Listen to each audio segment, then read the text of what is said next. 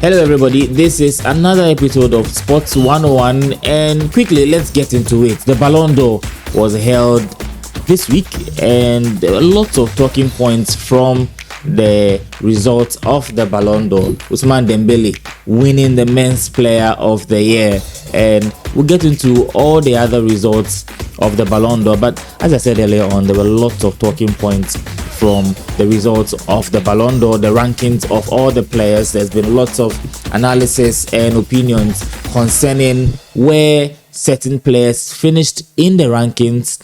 Top of that, Mohamed Salah, Lamine Yamal, Rafinha, Pedri, lots of talking points. The guys are here. We'll delve into that conversation and share our thoughts on the Ballon d'Or.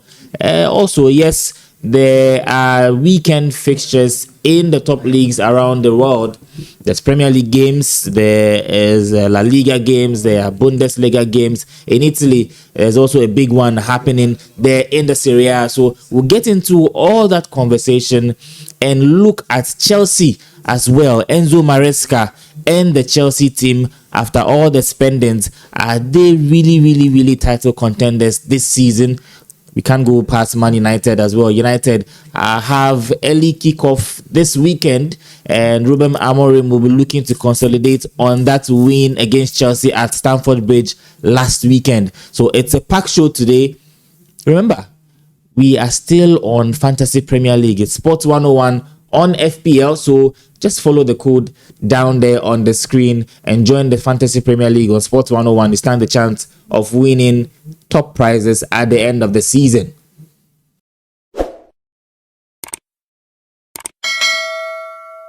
Well, let's get straight into it. We get into the results of the 2025 Ballon d'Or ceremony before we look at the fixtures of all the leagues across Europe. First of all, let me run by you the results of the Ballon d'Or. The Johan Cruyff Trophy was won by Serena Wigman. We know she is the coach of the English women's national team. There was also the one for the men. Luis Enrique was voted the best men's coach according to the Ballon d'Or and France Football. Men's Club of the Year, FC Paris Saint-Germain.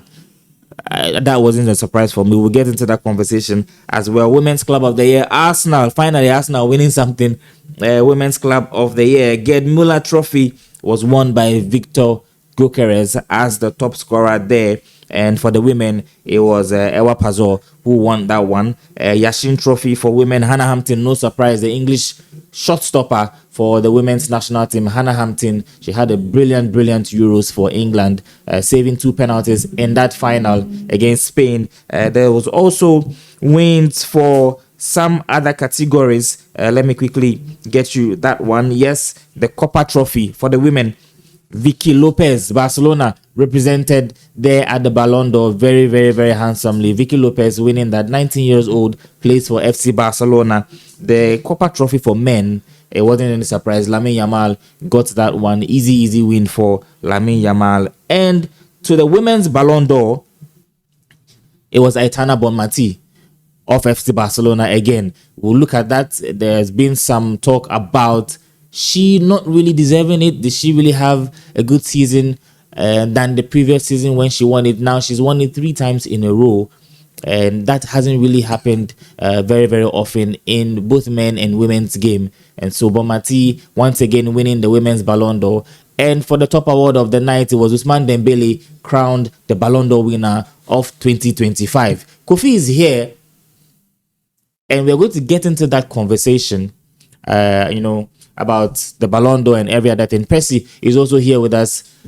Guys. Yeah.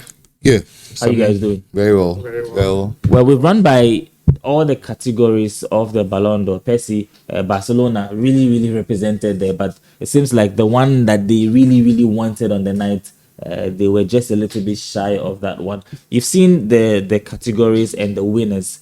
What's your take generally on all the winners of the Ballon d'Or before we get into the men and women's player of the year? For the awards, Ballon d'Or, of course. If you check our previous episodes, I gave a general overview. I expatiated it so that whoever is probably listening would be, so you can check our old videos. Maybe about 3-4 weeks ago, you will be able to understand it better. So I wouldn't want to bore you going back to it. So you mentioned the categories. Well deserving. I wouldn't really want to fault that too much, because almost every category and the people we are expecting to win won it. I actually have some few reservations, which I'll probably go into it with the Yashin Trophy. No doubt, Donnarumma, of course, was on top. Anna Hampton, yeah, very good. With the Copa Trophy, with Kylian Mbappe winning the first one. With this one, I had my reservations, and I think this Ballon d'Or is a clear, should I say, explanation of what I've always been talking about. It was more of hype than performances, because if it was performances we're talking about, then we would have players like Joao Neves coming really into the picture. Because if you talk of performances for teams, but hey, Lamine Yamal, with what he did, you couldn't really fault him, because he's also there. He won 2 trophies, and Joao Neves was not really a main player for whatever it is. So I think it's understandable. With the team of the year, Arsenal, undoubtedly they won the women's team of the year. They won the Women's Champions League. So obviously that one is that. Then the rest, coach of the year, of course, Enrique. He wasn't able to take the award himself, because they had a Super Classic with the. Now to the main one, which is for the rest, I wouldn't want to say so much about them. The main one being you agree with Bomati winning the women's Ballon d'Or? Now with the women's Ballon d'Or, for the past years, I would say we have not really had an exceptional. We see with the Arsenal team, we've always understood that the team that wins the Champions League is the one that usually has. For the past 2 seasons, prior to this one, Barca had won the Champions League, so it was obvious. She was actually competing in the same team with this Nigerian player, Asisat Oshoala. Yeah. Oshoala was very good, instrumental in the team 2 years and last year. So she was even in the top 5. But with this season, of course, Arsenal won the Champions League. But to talk of an exceptional player in the team, it's like Chelsea winning the Champions League in 2012. Chelsea won the Champions League, but if we're looking for a Ballon d'Or winner or a contender, even in the first 4, you couldn't really take a player who was an exceptional player to win. So the very fact that a team wins the Champions League, if you don't really have an exceptional player out of it to win, then it is flawed. So we can put that aside. Besides, they also beat Barcelona to win it. So I don't want to really talk so much on that, because for that one, you wouldn't really have an exceptional player to beat her. Now for the main, I am not even going to talk about whoever won, because if Dembele had not won it, it would have been RIP to football, RIP to whatever we believe in. It would have been sacrilegious. It would have been insult on the intelligence of we who watch. It would have been so bad for whatever we believe football to be, because I wouldn't just fathom to understand that with whatever Dembele had done, we would have any other person other than him to win. So I don't want to talk about Dembele. I want to talk about the second position, the third and the fourth. Now you see, there are some school of thoughts which I would probably want to bring in and all of that, but that one is, for instance, Rafinha had in his contract, just like Martial had in his contract, that when he wins Ballon d'Or, United will pay. Rafinha also had in his contract that if he wins Ballon d'Or, Barca would pay 25 million. So, so I probably think that what some people will understand is that Barca wanted to push the wrong person, so that if the wrong person even decides not to win or is not able to win, it wouldn't really. They've done that before. Coutinho had in his contract that when he plays a number of games, he will be paid a certain amount. In 2020, when he was left with one last game, the guy was benched. He was, even when they had injury players, he was never allowed to play, because he plays that match, Liverpool will cash out. But the second position, I want you to help me understand this. I'm mentioning these leagues, and I'm mentioning the top players who won these things, and you will tell me how someone who is not in this category is able to win. English Premiership, top scorer, Salah. Top assist maker, Salah. PFA Player of the Year, Salah. You come to the La Liga, top player was Mbappe. Top scorer, Mbappe.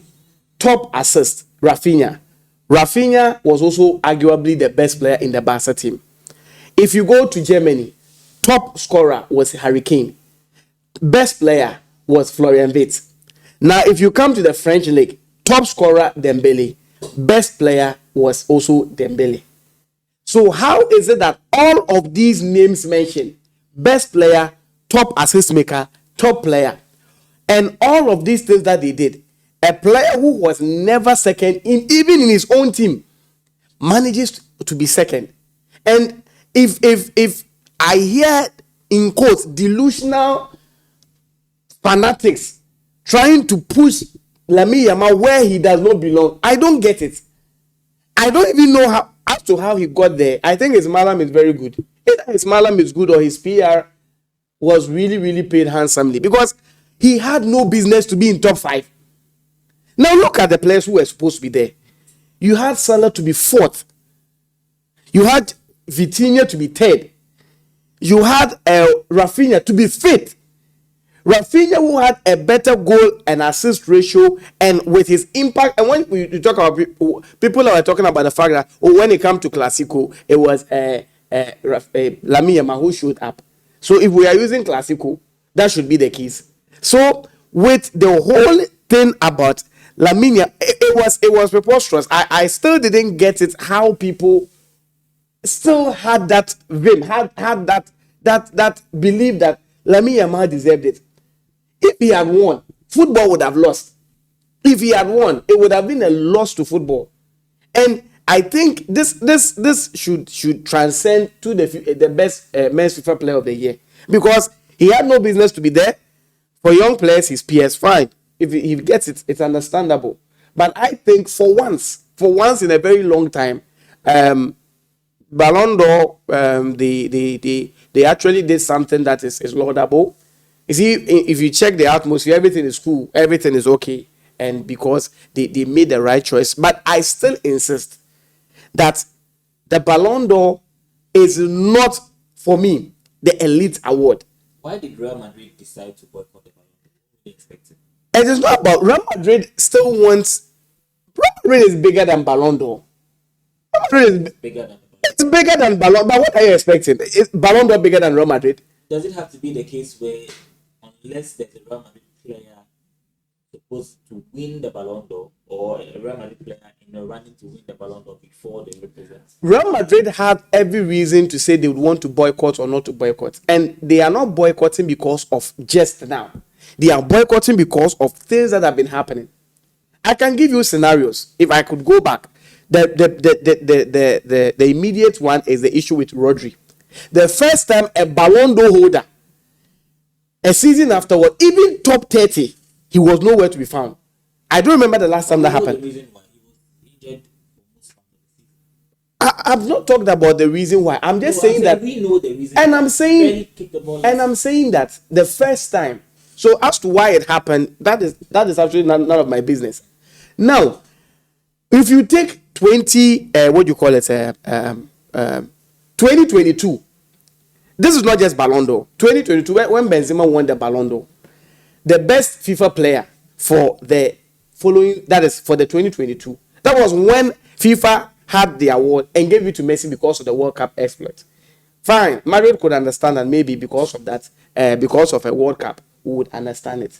But when you also go back to 2019, with Messi winning the Ballon d'Or, that was the year that Van Dijk was actually second and Ronaldo was third. Yeah, Ronaldo was third.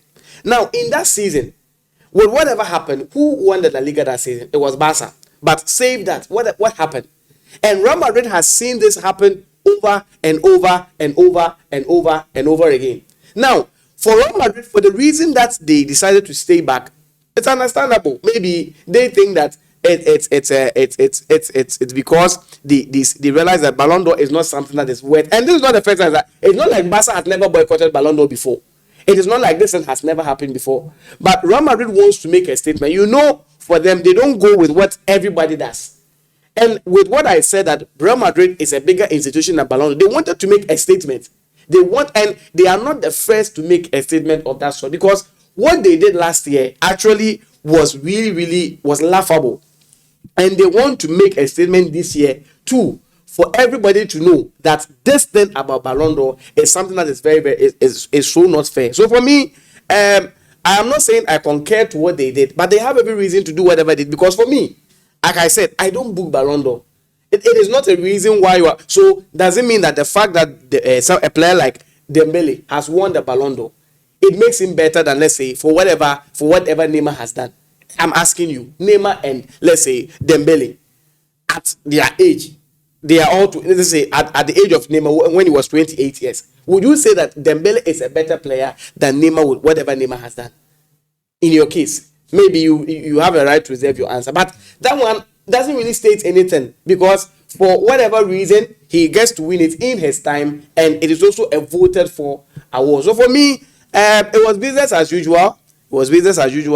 But for this one, I applaud them for whatever that they did. They were able to make things fair. They were able to make things. Everybody was, except Lamine Yamal and his 20 entourage. I don't know what they did after they lost. Maybe someone said that the cook, whoever they actually contracted to do the food and everything now, Bibialak, because 20, I don't know what he's going to do. Well, Kofi, again, this brings us to that issue about the credibility of voted for awards. Ousmane Dembele has won the award, but apart from a lot of Barcelona fanatics and Lamine Yamal supporters, a lot of football fans are rather paying attention to the fact that Lamine Yamal finished second, and he had no business being in that second position. Percy has given us some stats. Does that bring us back to that conversation about voted for awards and how people vote based on sentiment? Yes, I think Percy couldn't have spoken any better. Football is run by criminals, largely, and it's run by a cartel. You understand? So you need to be part of the cartel. And I can tell you that the people who did PR for Lamine Yamal, Satan Company. You understand? Satan Company. I mean, you'd wonder how Rafinha feels, because there's no way he would have been the best person to be look pushed. Me in the eye and tell me Yamal is the second best player in the world. How is that possible? How is that possible? And if you're watching to us now and you are subscribing to those thoughts, you have to check yourself. It's either you've lost a lot about reality. He's not the best player in his team. No, He's not even the best. No, he's not even the second best. No. There's Pedri. There's Martinez. No. There's no way you can tell me Lamine Yamal is the second best player in the world. That's why I told you that the PR people, Satan Company. You understand? I mean, because Satan Company being they did a lot of devilish acts. FC Barcelona. Yes, devilish acts. Devilish. You can simply not do that. Maybe they had the option of pushing Rafinha or Lamine Yamal, and they chose to push Rafinha. Everybody Lamine Yamal. Barcelona are broke. So they didn't want to pay that money. They do not want to see somebody win an award and then they will cry in the bedroom. That's a scenario they didn't want to push themselves into. I mean, Rafinha wins the best player in the world. We need to go and pay 25 million euros. We don't have that kind of money. Can't even so register the world players. will be rejoicing, but we will be crying in the bedroom. Barcelona couldn't afford that. So they employed Satan Company to do an explicit PR for Yamal. For me, I think that Dembele winning it was testament to the fact that at least everybody who watches football, everybody who is a lover of the sport, knows very well that it was never going to be in doubt. You understand? If anybody but Dembele had won it this year, it would have been an absolute travesty. But I look at, like Percy said, I look at the other succeeding names. That Yamal comes ahead of Salah. That he comes ahead of Rafinha. That he comes ahead of all the Mbappe. That's fine. I mean, so for me, those are my issues with. I still think that the fact that Yamal was second placed tells you a lot about some of these awards. Because, I mean, I won't sit here and undermine the talent of Yamal. You understand? He's a prodigy. He's a brilliant player. But no way you can tell me, look in my eye and tell me that he's the second best player in the world. You understand? I mean, in the year under review, Yamal was not fit to lace the boots of Rafinha. You get the point I'm making. So, you know, it's about who is on your side. It's about who handles your PR. And probably we are downplaying some of these things a lot. But I can tell you that the people who we have hailed and exalted in these times are the people who have the best PRs. Of course. You understand? So you can be a talented player. If you don't have the right team around you, if you don't have the right PR, you are definitely not going to land the biggest plaudits. And I mean, come on. But you see, this is also something that people need to pay attention to. I do not think, and this is purely sentimental, but I do not think Yamal can hit the heights that he hit again last year. I don't think so. You understand? I do not think so, because nothing suggests to me that he can. You understand? I mean, because he's a brilliant player. He does all the things that... But we've seen that to win some of these awards, you need to first of all rack up So individual numbers. You understand? I mean, I cannot see an era where the guy gets 20 goals, 15 assists. Maybe it's possible. Maybe he can get 30 goals, 20 assists, 25 assists. I mean, you understand? Maybe he can help Barcelona to win the Champions League. But even now, you understand? You are talking about forces in Europe. You understand? I think that maybe that was his best shot at the title. So he's a Van Dijk. Oh, yes. And it also brings us to the discipline aspect of the game, what goes on behind the scenes, because we've seen too much talking around Lamine Yamal, his father, his team, the fact that we're all aware that he had the party prepared if he had won the Ballon d'Or, and all of that, the off-field shenanigans around Lamine Yamal, the distraction and all of that. He just burst onto the scene. He's barely had 2 good seasons. He's 18 years old.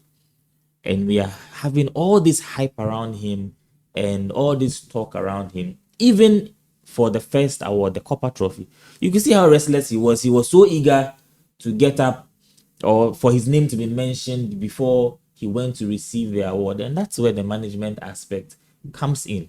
And for the Ballon d'Or and for football, I think that the politics in football, it transcends into even transfers. Yeah. You talk about PR, Yeah. you talk about people having people talk for you or speak for you or push your Powerful agenda. people behind Powerful you. people. Maybe even leaking information or forcing top reporters to post false news about a certain team, interested in you. Because we've seen certain players that are very talented, but they don't get the hype around them. And then from nowhere, you see a big team sign an average player for big money. This is the political aspect of it. Well, you cannot downplay the politics in football, and obviously, it's what makes the game intriguing. It's what makes it unpredictable.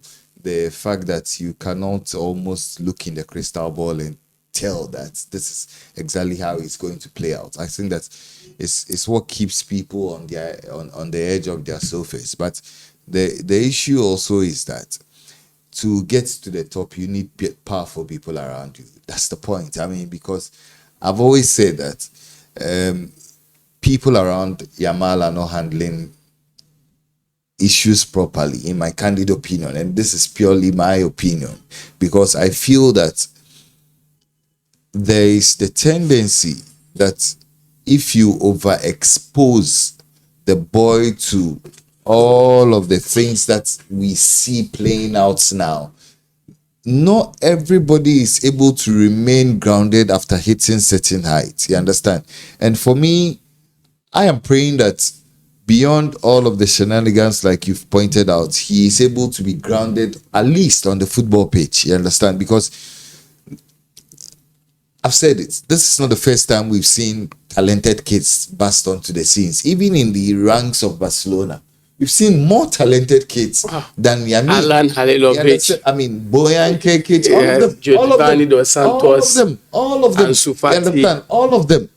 All of them who have come before him. Teo. You understand? So I think that the people around him, so it leaves back that door of conversation about whether it's best that family people handle you or people who are probably not really related to you handle you. Because I feel that the element of familiarity and the element of show of power sometimes comes to play a lot, especially with regards to Yami Yamal.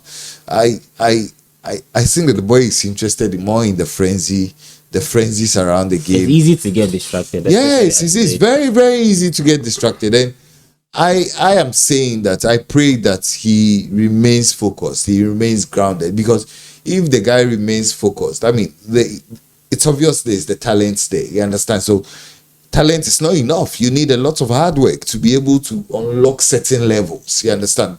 But if he does not remain grounded, if he keeps being exposed to some of these unwanted distractions, then we could be back to that era where we get a child prodigy probably burst onto the scene right before us, does not make it to the very top.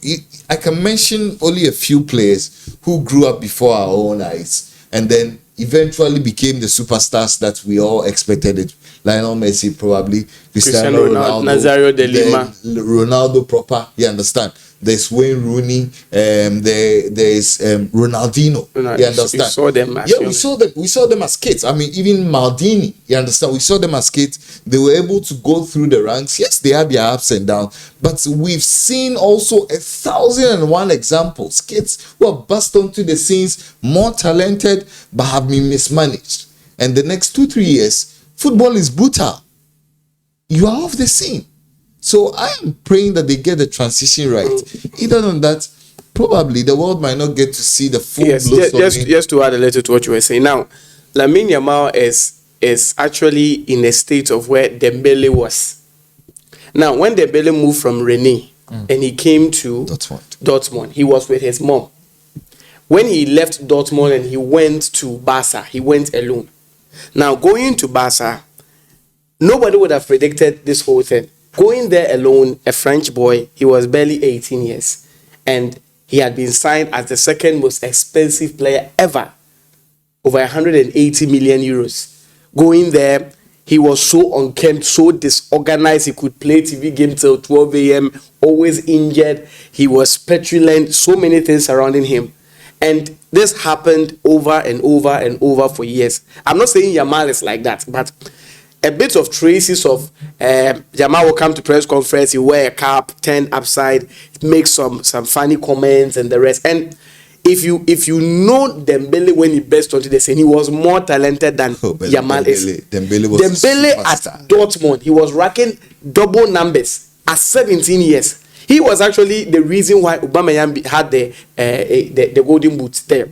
He moved there, that is to Barca, and if he had not made this decision to actually go back to PSG, that is run down his contracts in 2023 and go back to PSG, I don't think he will be the height he was.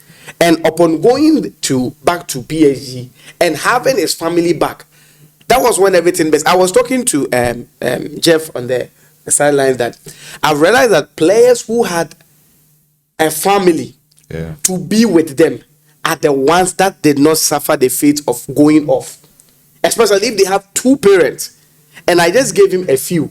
That if you have someone like, you think if Cristiano Ronaldo, when he started and his dad died that early, he did not have his mom Dolores to be with him till this time, he would have been where he is. What would have happened? You think if Messi did not have his dad to be with him, his mom to be with him, he would have been where he is. You think Rooney, Beckham had his parents on him, even when he was the most expensive player in the world. Is he done?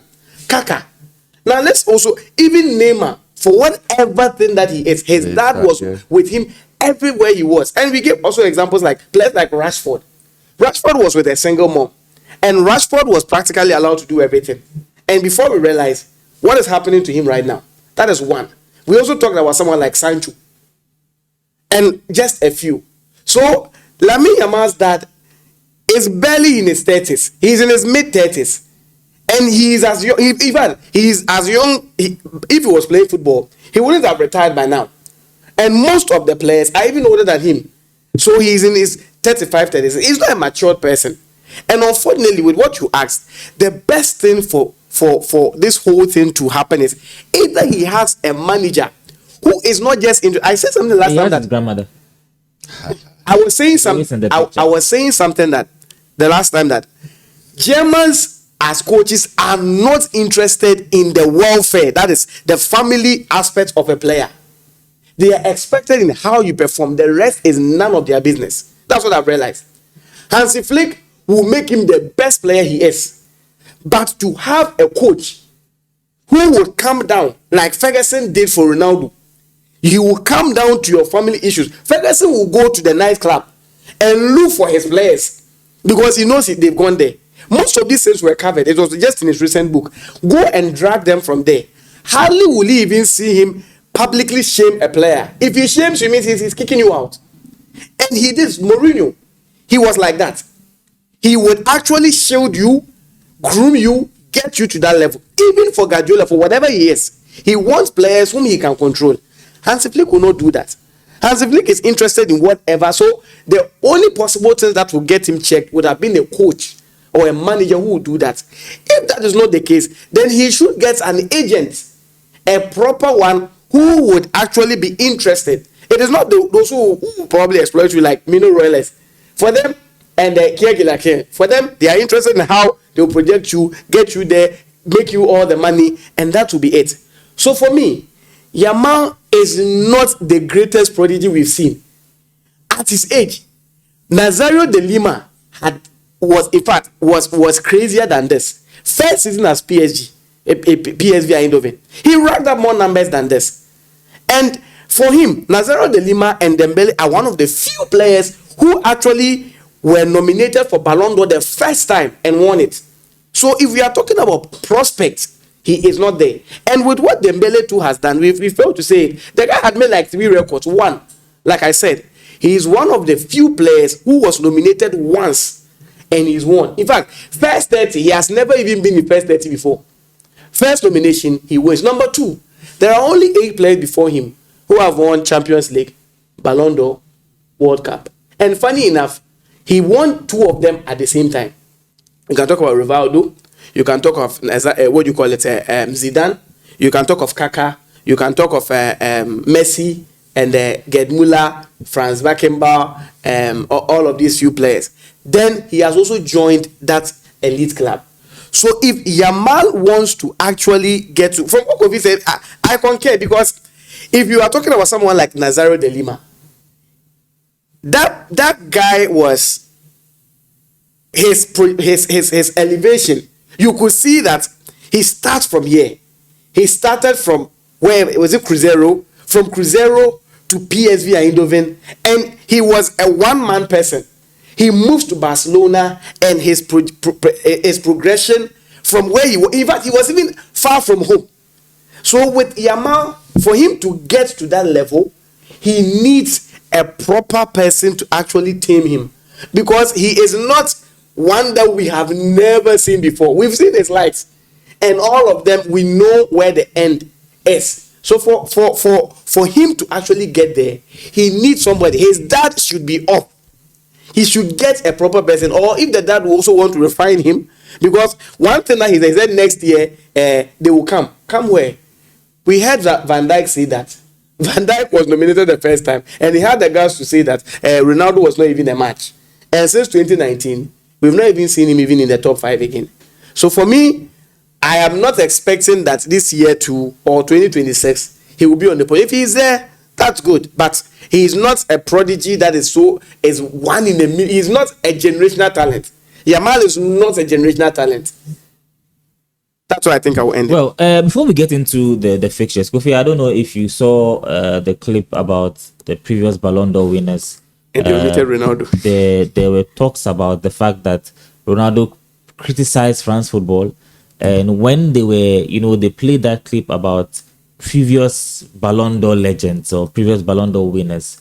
For somebody with the second most Ballon d'Ors in history, they eliminated Cristiano Ronaldo from that clip, and it's got people talking about the politics involved in Ballon d'Or and all of that. But I'm sure we've talked about that already, about the politics. So quickly, let's get into the fixtures for the weekend, and it's getting interesting in the top leagues.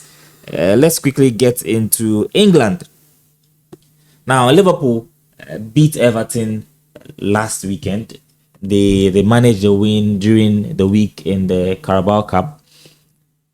They are coming up against another side this weekend, Crystal Palace. They're going away from home. This is a Liverpool side that they have 100% record in the league. Now, we talked about it in the last episode that Liverpool have been grinding out results. They have not won convincingly. They are struggling to keep clean sheets. So we'll get into that. Chelsea, on the other hand, after losing at Old Trafford to Manchester United in that very, very interesting fixture over the weekend, they, this time around, will be playing home to Brighton, which is another difficult game, as Brighton, remember, beat Manchester City. Man City themselves will be playing home to Burnley. Tottenham play at home to Wolverhampton Wanderers. Newcastle United will be home to Arsenal. And then, well, in the La Liga, there's Barcelona against Sociedad. Atletico Madrid against Real Madrid, who are flying in the La Liga. 6 out of 6 for them. Villarreal at home to Bilbao. In Italy, it is Juventus against Atalanta. Cagliari will play home to Inter Milan. And there's that big one between AC Milan and Napoli at the San Siro. And then AS Roma against Hellas Verona. In the English Premier League, let's look at the big games this week. Liverpool are going away to Palace. City are playing Burnley. Newcastle home to Arsenal. Manchester United have early kickoff this weekend. I am going to get that fixture for you. Brentford. I think it's Brentford, yes. United are playing Brentford. Remember, Brentford are a very difficult team for Man United. They are one team that have always got United's number. And so for United's new man, what's his name again? Amorim. No, the attacker. Oh, Sesko. Mbeumo. Mbeumo. That's his former team, right? Yeah. Yes, so he'll be playing against his former team. And then Chelsea, Brighton. Guys, which are your picks for this game? Well, I think Liverpool going to Crystal Palace, that could potentially be a pitfall. It's an away game. Yeah, it's an away game. And there are so many subplots. I mean, there's the Guehi subplot. The fact that they almost signed Guehi. him, yeah. Crystal Palace are a very good team. And Liverpool will be without their striker, Ekitike. But, I mean, good thing is that Isak is lying in wait in the background. He had to score a goal over in the EFL Cup. But you look at Liverpool this season. Yes, they may be top of the league. They have 15 points. They've not dropped points, but they are not playing convincingly, and they look like a side which leaks a lot of goals. You understand? And for a team like Liverpool, you would not want to come up against the physicality of Crystal Palace now. You know, Liverpool have, this season, if you watch them play, they've struggled against teams who are physical. You understand? I mean, because through their midfield, there are not a lot of physical men there. Yeah. And even in defense, they are a bit soft. You understand? And so, They have Van Dijk. Coming up against the likes of the Matetes and all of these workmen horses. Watson in the midfield. I think I am looking out for that particular fixture. I think that particular fixture has everything and upsets written on it. You understand? Yeah. So that should be it. But Chelsea playing at home to Brighton. You know, I am happy Chelsea have been given a reality check, because for a while they have been operating on levels where they should not be operating. They have been finding themselves in conversations where they do not belong. You know, Sammy, they walk around with a tag of being the best team in the world. I mean, how But they are the best. They say for the next 4 years. But how can you walk around with that tag? For the next 4 years, yeah. You know, you're the best team in the world, but you cannot rub shoulders with your contemporaries in Europe. You cannot handle Bayern Munich, which is coached by company. You came to Old Trafford. You wanted to come to Old Trafford and upset Amorim with the championship manager. No, it was not going to happen. What is it with Enzo Maresca and his in-game management? He's not good. He's not good. And the earlier the world heard it, the better. He's not a good coach. I think he was the reason Chelsea lost that He game. is not a good coach. Red card or not. Because we've seen teams go down by a man, still stuck to their game, Of course. made very viable tactical changes, and then still proved to be effective competition. Chelsea, when they went down by a man, they were all over the place. They were all over the place because the coach didn't have a plan. Matrai Makwe. He didn't have a plan. Took off Pedro Neto. He took off everybody you could see. Whole farmer went off. He took off everybody. So, I mean, the moment you were in the site, he would tell you, call your number and take you off. He took off everybody you could see. So I think that we need to pay attention to the whole Maresca situation. And it also points to one thing. I do not think that Chelsea has the quality that people project them to have. See, you take away Kopama from their team. I struggle to see where the quality is. Who? I struggle to see where the quality is. I'm not talking about those two disco dancers they have brought in from Brazil. I'm not talking about them. Esteban and Dos Santos or whatever is Santos, right? Andre Santos. No. But they have Caicedo and Enzo Fernandez. No, They you have see those. They have Garnacho. Come on. Pedro Neto. Come on. Yes. João Pedro. No, João Pedro is a decent player. He looks doubtful for that game, and Chelsea are suffering quite a number of injuries. So the number 9 will be that guy. Tyreek George, maybe he might be. Maybe João Pedro might be fit in time for that. Well, but for me, that fixture is one I am difficult game for looking Chelsea. up to. I think Brighton should be able to go to Stamford Bridge and beat Chelsea based on recent form. Chelsea are not a team on form.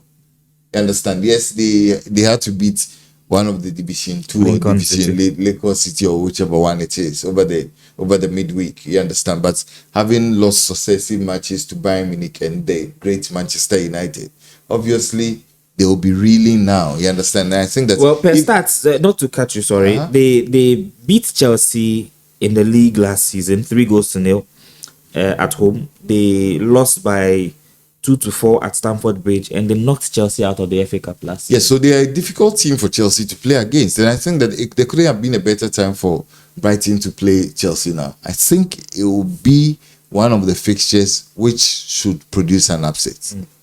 I see Brighton going to Stamford Bridge and getting some level of results at Stamford Bridge. Well, Percy, United come up against a very good Brentford side. Rúben Amorim, yes, he's had a little bit of a breather the past week after, getting that win over Chelsea last weekend. Now, United play Brentford in the league.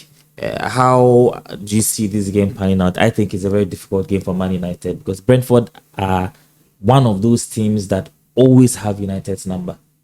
Let me ask you a question. If God willing, on Saturday, It's early kickoff. yeah, let's say if you were maybe to stake, I don't know whether it's Empower or whichever one, would you ever put your money on United winning the game? No, Why? because you don't know what United team will turn out. No, let me give you reason number one. Your coach has never won back-to-back since he came in the league. That's number one. So that should help you. But at least he's won back-to-back home games for the first time. No, I'm not talking about home games. I am That's the saying start. that your coach has never won back-to-back league games. That should be enough reason. So you are saying United will lose? To draw. No, we are sitting here and we are being logical using statistics. I'm not. I'm just bringing something. Somebody. Statistics don't always play the game. The word is not always. But then, why do we go to school? Why do we do maths? Why do we draw graph? Well, United beat Brentford at home last season, and then they lost away from home. That one was the game. Was it the first game of the season or so? It was the last minute. Yeah. Okay. Eric Ten Hag. One, the coach is still a stubborn coach. He's not going to change. He won against Chelsea because Chelsea is a very bad side, not because he was an exceptional coach. I agree. I disagree. I think Now, if we were 11 against you 11, think United would no, not. no, I don't even want to go into the But scheme. they did 10 against 10 in second half. United lost the But second I half. think I disagree. I wouldn't want to do a battle with Kofi. Number one, it wasn't that the coach was good. Chelsea was worse than us. Maresca cost Chelsea that day. Yeah. So in as much as better than Maresca. yeah, of course, Amorim is better than Maresca.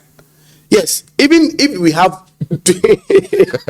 Maresca was nominated as one of the best coaches in the world. He was one of the top 5 nominees. that tells you how he's one of the best 5 coaches in the world. how bad football has gotten to. That is how bad. That tells you how, in fact, how flat football has fallen. If Enzo Maresca is nominated as one of the best coaches in the world according to Ballon d'Or, France football. Let me continue. Per stats, in currently, And I'm saying last that- season, he's better than Pep. He's better And than I'm saying Amorim. that is how bad football has gotten. The same way, if someone like Yamal is second, and Enzo Maresca is the second, is in the top 5 coaches in the world, that's how bad. I blame it on Club World Cup. It's a footballing kind of call. Football, what are we watching?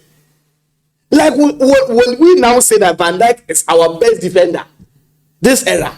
We have the guts to say that Van Dijk is our best defender, and we can even, somebody did, he brought 3 different eras. He brought Chelsea of 04-05, Carvalho and Terry, and also brought Arsenal's invincible Campbell and Yaya Toure, and United 3-peat of Ferdinand and Vidic. Kolo Toure, you meant. Kolo Toure, I mean. And they asked that, which team will he bench a player? And the Gen Zs will say, oh, he will bench someone in Chelsea. He will bench another in Arsenal. That's when I knew football has fallen. No, football is about errors. They probably. It is not about error. But Percy, you would also want to Gen Z appreciate. probably didn't You watch probably also want John to Terry appreciate. play in his prime. Yes, you also want to appreciate that. I mean, even beyond the Gen Zs and whatever they think that they think, you'd also want to appreciate that there comes a point in time in the life of a man's career that he turns the corner. Maybe Amorim has turned the corner. So, He hasn't turned so let me ask you a question. So let me ask you a question. So what if he goes to Brentford, beats Brentford 4-0? Kofi, What will you come and I say? have not explicitly said that he is going to lose. No, but you have What said I am it's saying not is that one what back-to-back I'm game. saying is that I am the asking man has you- coached United for almost a I year. am asking you that if he goes to Fair enough, maybe that's a turnaround. wins 4-0 convincingly, has The he turned the thing, corner? what he played with, the system he played with in Chelsea is no different than the system he had played before. And I am saying that he did not win because he did something better, or he pulled a rabbit out of the hat. No, but United clearly over Chelsea the was better bad. team. No, Chelsea Clearly is United were the better Chelsea team. is bad. Even before no, but Chelsea everything- went down by a everything back man, United. United were the Everything better team. back So United. United always start games properly. They always start games on the front foot. But they United- never take their No, chance. my point is, if he goes there and beats Brentford convincingly, gets the win, But United beating Brentford. what will be the? We are- what will be the? That wouldn't mean that he's turned the we corner. are not even supposed to be discussing United Brentford. I don't even know why we are No, doing but this. Brentford is a very difficult. How team is to- Brentford a very No, good if, team? No, if you watch Brentford playing at home against their record against some of the big teams in the EPL, very fantastic. Kofi, I am not You understand? disputing Very that. fantastic. Two Yeah. players, Yeah. I the am best stats in the Yeah. league. I am not Yeah. disputing that. I'm saying that it is sad that we are here and we are doing tactical analysis for Brentford against United. That shouldn't be what we should be doing. No, but that is what football it's supposed to be. For a I don't league you think- claim is supposed to be the best I league in the don't world. think we are going to be discussing Barca playing Oviedo. We won't do that. Oh, no, but Oviedo is not Brentford. Are you telling me Brentford is a higher team than Oviedo? come on. Brentford than? Come on. It is because of the state United is in. We are discussing United right now because United is in a state that you don't know which United will show up. They are as bad as they could be. Previously, 15 years ago, nobody wastes time. Sky Sports will not sit down and waste time doing tactical analysis of which player is Brentford bringing. They will be asking how many goals United scoring. No, but their worth is going to be a draw or something. I think the person is not being fair to the discourse. The point is simple. Yes, I agree to all of the things that he said, but the point also is simple that in this era, you cannot tell me that in the last 3 seasons, Brentford have not been a force. I haven't said they have not been a force. You understand? It's the reason we are having this conversation. The reason is because United is bad. No, it's not. No, that's why United, when they took one of their best players. No, take away the fact They've been that that good. United have been bad. Brentford have been a force I in haven't the said PL since I they am come not, into the I PL. have never taken that away That from is it. why it is good conversation. And I to am us saying, to have. I'm not saying Brentford is not a good. I am saying that it is sad to me that we are even spending time to talk about this because that should not be United. Even you see Liverpool, we didn't waste so much time. We just talked about it briefly. Okay, Crystal Palace is a good team, but Liverpool put some things in place, and that is good. Right now, if I ask you, Kofi, what would be the probable first 11? Just mention about 7. You can't. Of United, Yes, just give me 7. I can give you the whole starting 11. Starting 11, By okay. Ender. By Ender will play. A coach that will buy a goalkeeper because your goalkeeper is no good. You buy a new keeper and you put the keeper on the bench. Now I think you're being sentimental. I'm not being sentimental. No. Overly sentimental. I am not being sentimental. I am trying to Because say you this is see, a very if stubborn you- coach if we are you talking about here. Understand the dynamics of buying players and allowing them to adapt, especially for positions that are very key. Kofi. You don't just buy a goalkeeper Kofi. unless the goalkeeper is top class. But we might just see Samen start. Exactly. Kofi, Those 2 games against City and Chelsea, Well, he came too early. you were going to Too kill him early. if you threw him into No, you don't do that. Unless Emiliano Martinez. yeah, or Donnarumma. Yes, you fine. can say that. Kofi, 2009. Who knew a player like Wesley Sneijder? Wesley Sneijder, he was a very good player. He moved from Ajax and he went to Real Madrid, but he was just an ordinary player in Real Madrid. Mourinho bought Wesley Sneijder from Real Madrid. The next day was Derby de Milano. That was Milan Derby. He gave him the number 10 jersey and he put him in the number 10 role for that game. After that time, the Italian league was as good as the Premier League because they had the best of players. No, but you are talking about. You are talking about the fact that Even if whether outfield outfield player. player or not. Look, this is the Man United in crisis. you The Inter entire Milan then were still a top team They were still a top team. Why did you let Onana go? because he was careless. Very No, good. I don't have any problem. So with you let that Onana go. aspect. I think that United made a mistake or made Even signing wrong Onana. decisions. Signing Onana 1, 2. The replacement that United have brought in, I don't see So any then, sense in if you bringing knew, that if you goalkeeper. knew you were not ready or you had not, because if you talk of Donnarumma's issue, Scholes was even perturbed about it. He talked about the fact that when it came to the fact that PSG were not ready to sign him, when a team was coming, he thought it was Manchester United. There were talks in the background that United would have gone for him. Yes. And to date, I don't understand why it ended up that it was rather this a goalkeeper that United went for. So if you had the chance to sign a goalkeeper, why would you then go and sign a goalkeeper that you don't have much trust in and will still put your number 2, who had actually been one of the That reasons? I agree. I But think that United- was silly of United. I don't but agree United with that signing the that best aspect young of United. the best young goalkeeper in Europe last season. No, I think that That's United not could have signed the top goalkeeper. No, but they signed the best him young and then player, loaned him young goalkeeper in Europe. He's You still know for United another team. had been in this situation before 2011.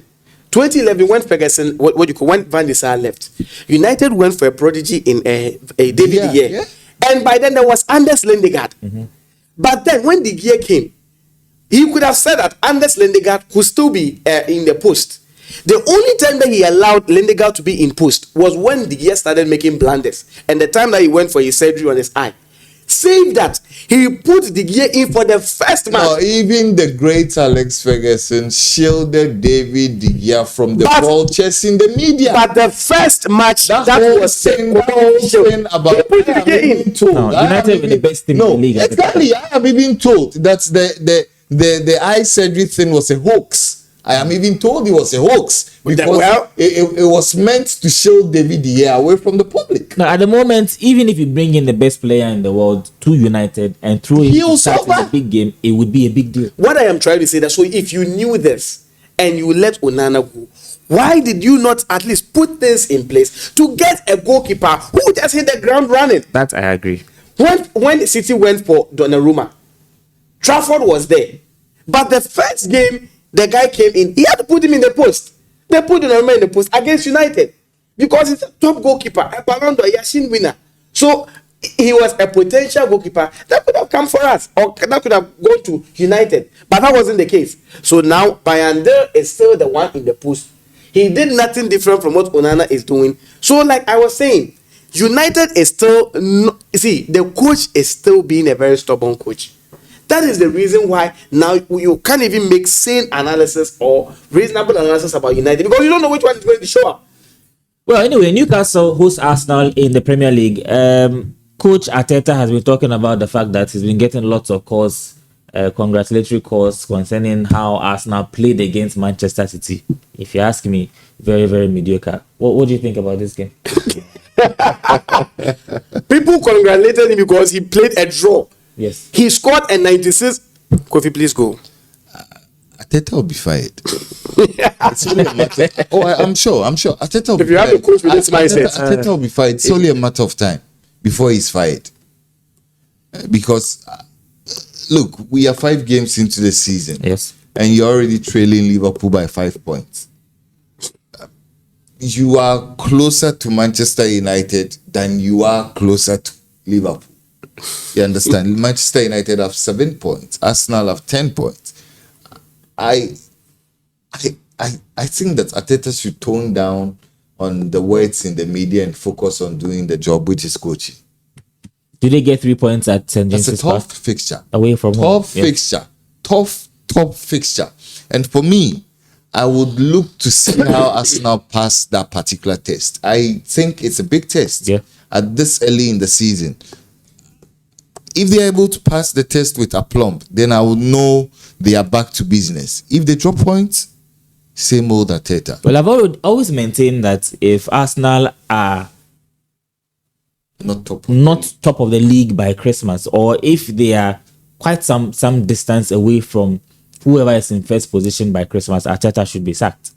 That's what I've always maintained. Let's move to the Italian Serie A. And the highlight of the weekend for the Serie A has to be that game at the San Siro. It is AC Milan against Napoli, Juventus against Atalanta. So far, Napoli are kicking on from what they did last season in the Italian Serie A. They won all their games. They're top of the Serie A. They're going away to the San Siro against AC Milan. Is it like I was saying? That's how sad football has, or how bad football has become. Why do you think it's bad? Teams are improving. They have good players. It's like this era. We've had eras where teams are down, but this era in particular is the era that we've had a lot of sleeping giants. AC Milan. There's nothing for them to do against Napoli than to accept a defeat or a draw. That's all. There is nothing they can do. That's not a San Siro we knew. AC Milan are playing well. It's not about playing well, but AC Milan is not doing anything different from what we were doing last season. I've watched them. I think they are playing very well. They've not met a team. They are playing well, but have they met a Napoli? And the Napoli adding Kevin De Bruyne to the team is actually a blockbuster. It's funny that his link up with McTominay and King Luka at the top is actually really making the magic. And this game, I'm not expecting that. And Conte, if we are talking about coaches who know how to win league, it's Antonio Conte. And this is not the time that he's going to drop points. I don't see him dropping any points. And for this game, I'm expecting last 2 games, De Bruyne has scored. You've had him assisting, and then McTominay is still on form from last season. I am not expecting Napoli to do anything other than to win. Juventus, Atalanta. Now, Atalanta, after losing Retegui and what do you call it, bringing back Højlund. Højlund, the funny thing is that I wouldn't say all the United reject, but all the players who left United went back to whatever they were doing. And Højlund, I think, he either came to United at the wrong time or he had the wrong crop of players around him. He went back, and right now you realize that Atlanta, they just kicked everything running. Atalanta has always been a team that opens up. That is the philosophy that Gasperini gave to them. Although he had left, but they are open up. You score, I score.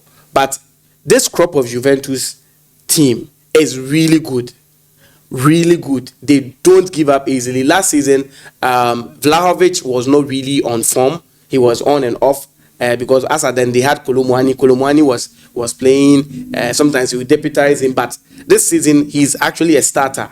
And even with his exploits in the Champions League, Vlahovic and his cohorts, with what they've done, I think this is not the Atlanta we knew. Of course, although they are firing, but the worst for Juventus will be a draw, because with the momentum they are actually gathered, I think they are not going to lose this game, because if they lose and Napoli wins, it's going to be another stretch for them, and they are looking forward to either winning this game or maybe a second or something. Well, Kofi, in the La Liga, it is Atletico Madrid at the Wanda Metropolitano against Real Madrid, Alonso against Diego Simeone. Alonso with the 100% record, as we know. Simeone is still trying to kickstart the season at Atletico Madrid. Well, very good. Simeone has Julian Alvarez, a player he can count on. Hit a stunning hat-trick yesterday. Very good player. But I've looked at Alonso. I've looked at what it is that he envisions for Madrid. I think he's one of the young, daring coaches around, and he has core principles. One of the core principles that I've seen Madrid try to implement is to have defensive stability or solidity.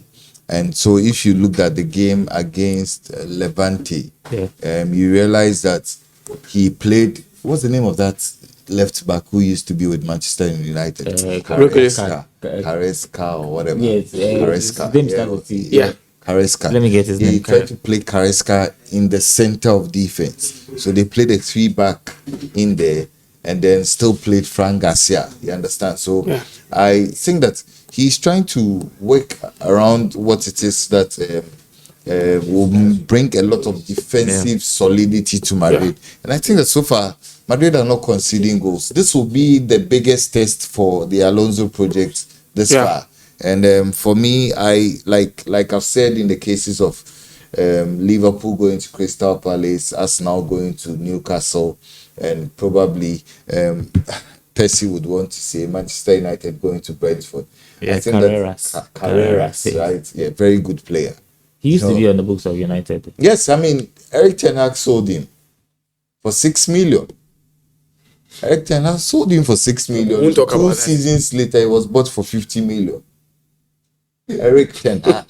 United. That was your coach. United should invite him to Old Trafford and fire him again. No, they should take him to the Hague.